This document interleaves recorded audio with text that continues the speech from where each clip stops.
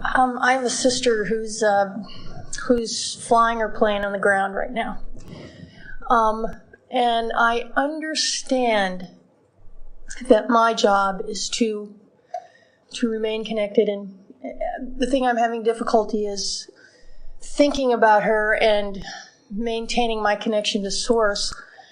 Does everything about her make you uncomfortable, or just some things? Just some things. But it's hard for you to sift through and find the good feeling things? Yes.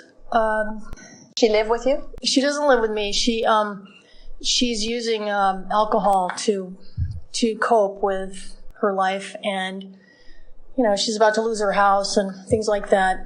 And I guess one question I have about that is there's a tendency to think that when somebody self-medicates themselves, that the law of attraction maybe is somehow not going to work, or that she doesn't have the ability to ask for help. And I guess what I want to know is that she always has that ability to ask for help. She's always asking, and the universe is always yielding. Okay. And the alcohol does not put her into a greater place of allowing, but it makes it not feel so bad when she's not in the place of allowing. In other words, it numbs the pain as she crashes into the trees. I want to ask you a question or two here. If someone loses their house, what do you feel about that? What's that about for you? For me personally, it would be an indication that my life is out of control. I don't have things together. I'm pretty disconnected to not be able to maintain my life in that way.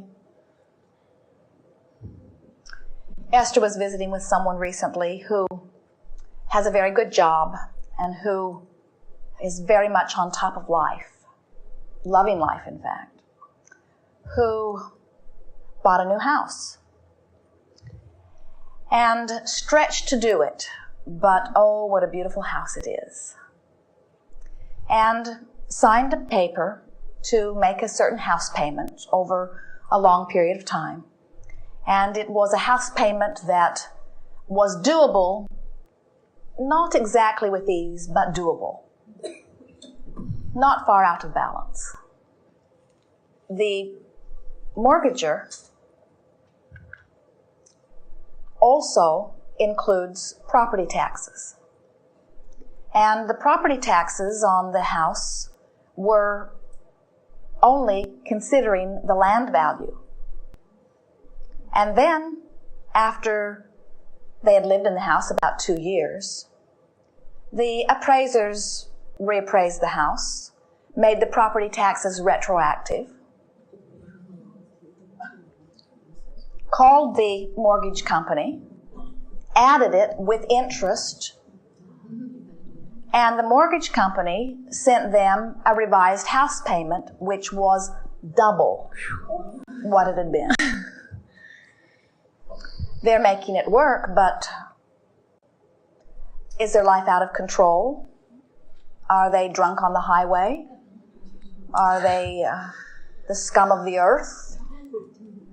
Or are they going through the contrast, sending up rockets of desire, having opportunity to discover that they have more resources at their fingertips than they knew, recognizing that the universe always yields to them through the crack of least resistance? In other words, well-being is always flowing, but there is not just with you. We understand what you've been taught in terms of not only economic survival, but the appropriateness of the way you maintain your finances. Your world has so many opinions about how you should be.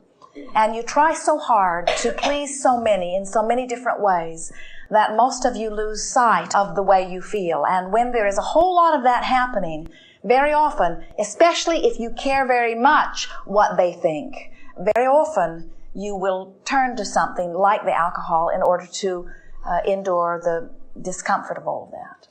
Now, can you feel with us, we've been talking about it already here today in several ways, that if you are catching on to the importance of understanding the opinion of your inner being, and that if you are operating, no matter where you stand in your human physical experience, from the loving me standpoint that your inner being has for you.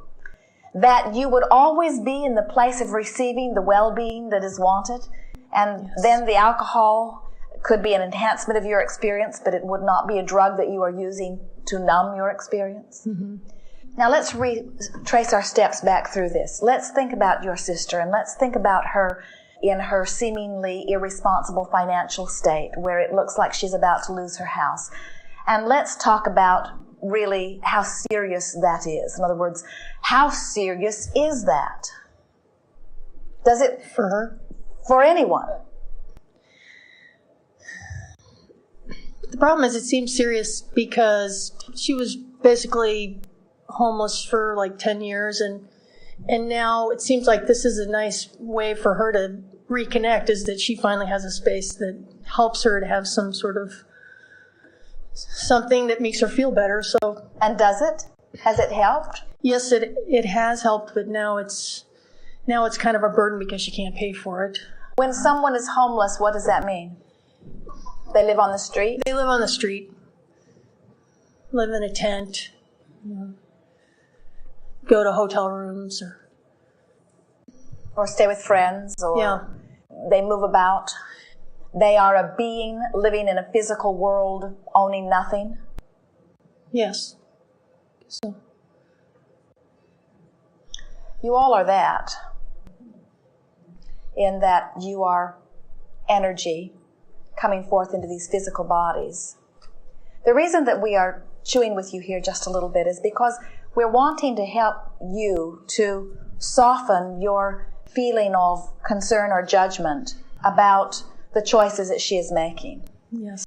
You know, when you feel negative emotion or positive emotion, the emotion that you feel is the indicator of the vibrational range between your focused desire and your focused belief. So, let's say that you live as you live in a very progressive world where you have conveniences at your fingertips and you have information that comes to you that stimulates your desire, and you have particular, specifics, rather picky preferences. Your desires have been finely tuned. And you have a set of beliefs which either tortures you or soothes you. It depends upon where your beliefs are in relationship with your desire. So when you really want something and you believe that it is possible, you're in this place of well-being. But if you really want something and you don't believe it's possible, then you're in this place of great discord. Now, imagine someone who lives in what you would call an underdeveloped country, who lives on $3 a week rather than $30 or $40 an hour, as you may, and feel how their world is producing a different vibration of desire than yours. Right. Now let's say that both of you now are living the same. They have no house, you have no house. They have no shoes, you have no shoes. They have a plate of rice and a few bugs for protein, and you have a plate of rice and a few bugs for protein.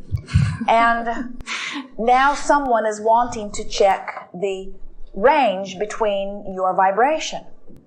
Well, because their desire was in a far different place than yours.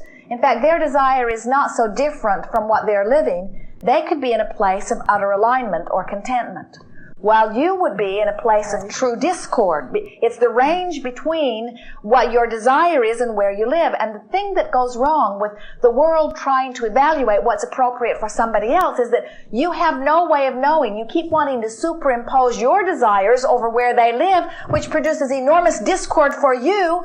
And if you harp at them long enough, it will produce the same discord for them. I got you. See?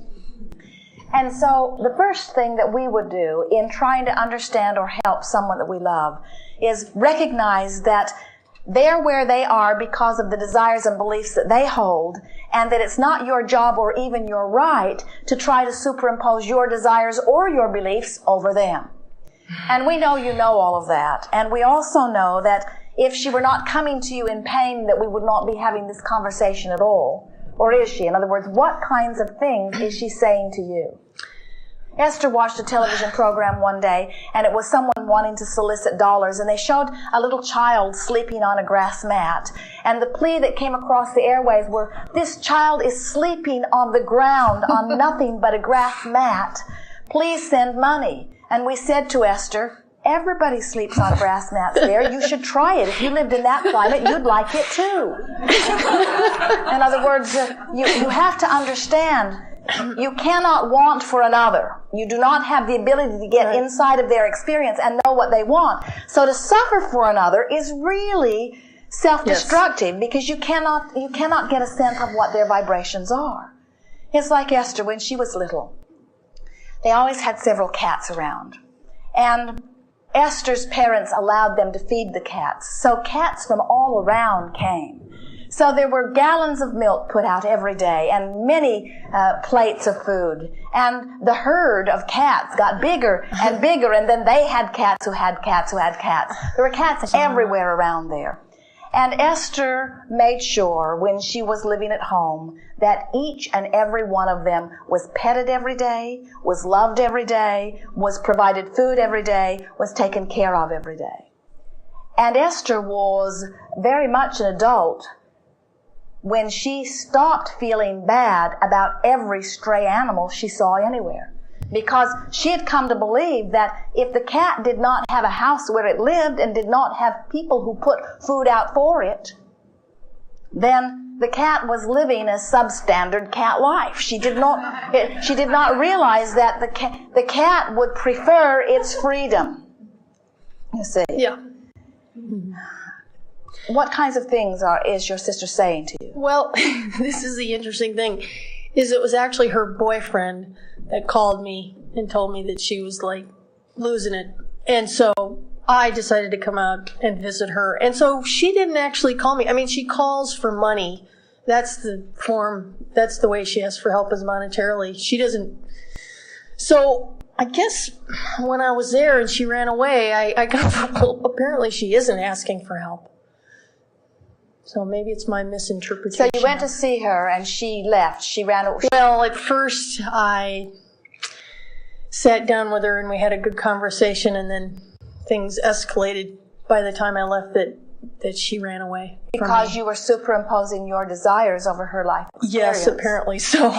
And exaggerated her discord. Yes. Yeah, it kind of, I got disconnected, definitely. If we were standing in your physical shoes, what we would do is withdraw from the subject until you regain your balance. And think about how she always gets by. And think about how she is making choices. And think about how you can't really know how joyful or not joyful she is. And think about the most joyful times you've had with her. And think about other joyful times that you've had with others. In other words, all in an effort to reconnect you. Mm-hmm. And lie in your bed, and once you regain your balance, know that when you hold her as your object of attention and you are in a soothed mode, that is the greatest benefit that you can offer for her. What we're wanting to give all of you here is a way to connect with your own inner being so that you can feel the natural love that source energy has for you to flow.